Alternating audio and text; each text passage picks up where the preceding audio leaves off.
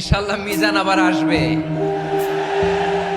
হুজুর আমি তো আসলাম, আপনি তো আমাদেরকে ছেড়ে চলে গেলেন। আল্লাহু আকবার, আল্লাহু আকবার, আল্লাহু আকবার। গলায় কোনো সুর ছিল না, সুর দিয়ে কথা বলতেন না, কিন্তু এত চমৎকার শব্দের বুনন, এত চমৎকার প্রেজেন্টেশন, এত চমৎকার ভাবে ঐতিহাসিক বর্ণনাগুলো তিনি উপস্থাপন করতেন। মন্ত্রমুগ্ধ হয়ে আমরা আল্লামা লুৎফুর রহমানের কথা শুনেছি। আমরা হযরতুল আল্লাম লুৎফুর রহমান রাহিমাহুল্লাহর জন্য এই বিশাল ময়দান থেকে দোয়া করছি, আল্লাহ তাআলা তুমি তোমার এই খাদেমকে জান্নাতের মেহমান হিসেবে কবুল করে নাও। মিজানুর রহমান আজহারী চলে গেছে, চলে যায়নি, তাকে চলে যাওয়ার জন্য বাধ্য করা হয়েছে।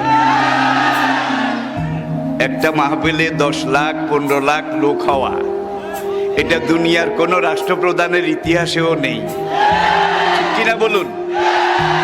আর একজন রাষ্ট্রপ্রধান যখন কোনো এলাকায় যায়, সেখানে রিজার্ভ গাড়ি দেওয়া হয়, জায়গা জায়গা থেকে গাড়ি প্রেরণ করা হয়, সার্ভ করা হয়, তাদেরকে ভাড়া দেওয়া হয়, খানা দেওয়া হয়, গরু জবাই করে একবারে মোরগ মুসাল্লাম বিরিয়ানি এগুলো দেওয়া হয়। তারপরে যাওয়ার সময় আবার কিছু নগদ হাদিয়াও দেওয়া হয়। কিন্তু আমাদের মাহফিলে, আমার ছেলেদের, আমার সন্তানদের মাহফিলে যারা আসে, তারা নিজের খরচে আসে, নিজের খরচে খায়। আজকে তাকে এই দেশে থাকতে দেওয়া হয়নি।